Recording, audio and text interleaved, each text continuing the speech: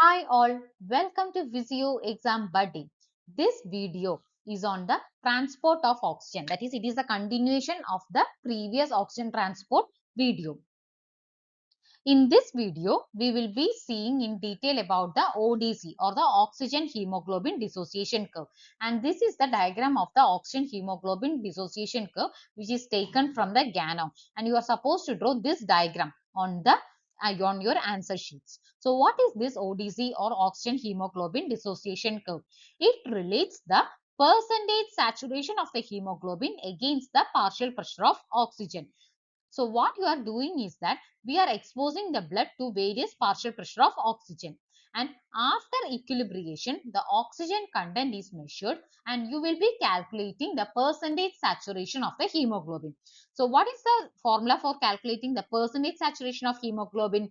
It is equal to the oxygen combined with the hemoglobin divided by the oxygen carrying capacity multiplied by 100. So you will be plotting partial pressure of oxygen on the x-axis and percentage saturation of the hemoglobin, we are plotting it on the y-axis. So you will get a curve like this which has a characteristic sigmoid shape and it has a relatively flat upper portion as well as a steep lower portion. And here the thing marked is the P50 that I will explain in the later portion of this video. So we are actually calculating percentage saturation of the hemoglobin, and the formula for calculating the percentage saturation of the hemoglobin is oxygen combined with the hemoglobin divided by oxygen carrying capacity multiplied by 100. In the previous video of the oxygen transport, we have already seen that the oxygen combined with the hemoglobin in the arterial blood, the value is found to be 19.5 ml per deciliter, whereas the oxygen carrying capacity of the blood is 20.1. When you substitute in this formula, you will get that the percentage saturation of the hemoglobin, it is 97%. So the curve you obtain by plotting the partial pressure of oxygen and the percentage saturation of the hemoglobin on the y-axis, you will get a characteristic sigmoid shaped curve which has a relatively flat upper portion as well as a steep lower portion. And what are the reasons for the sigmoid shape? It is basically due to the heme-heme interaction or the TR interconversion, which we have seen in detail in the previous video of the oxygen transport. So due to this heme-heme interaction or the TR interconversion, there occurs shifting affinity of the hemoglobin for oxygen, which will produce the characteristic sigmoid shape curve. Now about the significance of the sigmoid shape. So I have already told you that there are two portions for the sigmoid shape. That is an upper, relatively flat upper portion which is a stable portion, and there is a steep lower portion. So first we will see in detail about this upper flat portion which is also known as association portion or the loading phase. So you can see here this phase mainly comes above the partial pressure of oxygen of 60 millimeters of mercury. So at high PO2, that is above 60 millimeters of mercury, oxygen will readily bind to the hemoglobin. Thus, loading of the oxygen occurs at the lungs where the partial pressure of oxygen is very high. And you can see here that even very small changes in the alveolar PO2, it will hardly affect the oxygen content of the arterial blood. So even a small drop of the partial pressure from 100 to 60 millimeters of mercury, it does not cause a large reduction in the percentage saturation of the hemoglobin. Roughly, you can see here that it decreases the hemoglobin saturation by only about 7%. Thus, the loading zone, it provides a margin of safety because it ensures fairly high uptake of the oxygen even when the alveolar PO2 is moderately decreased in situations like climbing mountains to moderate altitude as well as in pulmonary diseases. Next is about the steep lower portion or the dissociation part. It is also known as the unloading phase and it occurs below when the partial pressure of oxygen when it goes below 60 millimeters of mercury. And this phase it is mainly concerned with the oxygen delivery to the tissues because at the tissue level the PO2 is only 40 millimeters of mercury. So during this phase large amount of oxygen it is released from the hemoglobin with only very small drop of partial pressure of oxygen. Next is about the P50. So you can see here this marked portion, this is the P50. So what is the definition of P50? The PO2 at which the hemoglobin is 50% saturated. That is, you know that one hemoglobin can combine with HB4O8. So here when it is combined with 4O2, that is 2 oxygen molecules, then it is said to be as 50% saturated, and that partial pressure of oxygen corresponding to 50% saturation, it is known as the P50, and the normal P50 it is around 26 millimeters of mercury, and the hemoglobin affinity for oxygen it is inversely related to the P50 value. The decrease in the P50 value, it indicates increase in the affinity of the hemoglobin for oxygen and a shift of the ODC towards the left side. And in case of fetal hemoglobin as well as in myoglobin, they have very lower P50 values than that of the adult hemoglobin, which will increase the hemoglobin affinity for oxygen in this fetal hemoglobin as well as in myoglobin.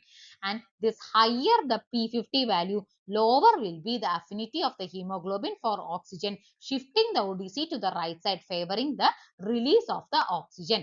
So the conditions in which you get increase in P50 are increase in the PCO2 concentration, increase in the H plus concentration, increase in temperature, as well as increase in the 2,3-BPG. All these will increase the P50, thereby favoring the release of oxygen.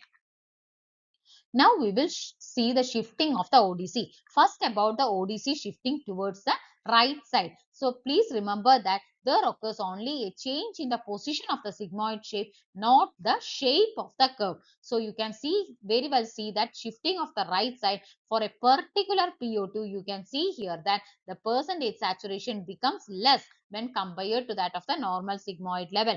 Also, the affinity of the hemoglobin for oxygen is less. That is, dissociation will be favored when the ODC is shifted towards the right side, and also you can see an increase in the P50 when the ODC shifts towards the right side. The conditions were which shifts the ODC towards the right side are increase in the PCO2, increase in the H plus, decrease in the pH, as well as increase in the temperature and increase in the 2,3-BPG. All these factors will cause the shift of the ODC towards the right side. And this increased PCO2, increased H plus as well as decrease in the pH, it will decrease the affinity of the hemoglobin for oxygen, shifting the ODC towards the right side, enhancing the release of oxygen to the tissues. This will also enhance the oxygen uptake in the lungs. And this decrease of the oxygen affinity of the hemoglobin when the pH of the blood falls, it is known as the Bohr effect. So this Bohr effect can be asked as an 4-mark question also. So the decrease in the oxygen affinity of the hemoglobin when the pH of the blood falls, it is known as the Bohr effect. At tissue level, the carbon dioxide produced in the cells, it will diffuse into the blood. This will increase the blood partial pressure of carbon dioxide, which in turn will raise the blood carbonic acid, that is H2CO3, and the hydrogen ion concentration. And these effects, it will shift the oxygen dissociation curve to the right side, forcing the oxygen away from the hemoglobin and thereby delivering increased amount of oxygen towards the tissues. That is, an increase in the H plus concentration, that is decrease in the pH, it will alter the configuration of the hemoglobin molecule and it will reduce the accessibility of the oxygen towards the heme groups. And this Bohr effect, it is closely related to the fact that the deoxygenated hemoglobin, that is the deoxyhemoglobin, it will bind with the H plus more actively than does the oxyhemoglobin, and this helps in the loading of the carbon dioxide at the tissue level.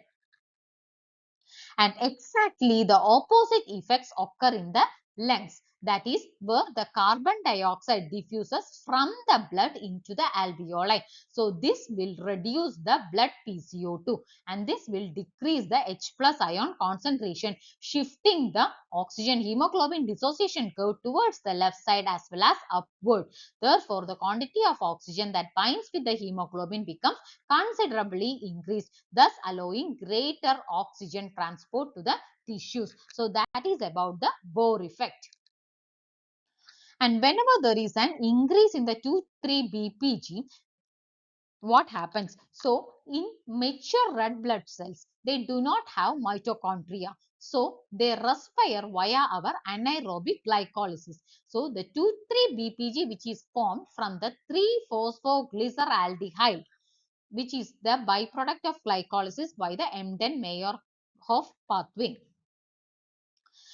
It is a highly charged anion that binds to the beta chain of the deoxyhemoglobin than it does to the oxygenated hemoglobin. Example, in case of the lungs due to spatial changes. So, although the binding sites of this 2,3-BPG and the oxygen differ on the hemoglobin molecule, binding of this 2,3-BPG creates an allosteric effect that will inhibit the binding of the oxygen. So, an allosteric effector binds at the protein's allosteric site and affects the binding in another way. Thus, an increase in the concentration of the 2,3-BPG, it will decrease the affinity of the hemoglobin for oxygen and shift the ODC towards the right side. And this 2,3-BPG, it is increased in conditions like after exercise, hypoxic states like chronic lung diseases as well as in severe anemia, and hormones like thyroid hormones, growth hormone as well as androgens. That is, the thyroid hormone usually stimulate the erythrocytic glycolytic activity.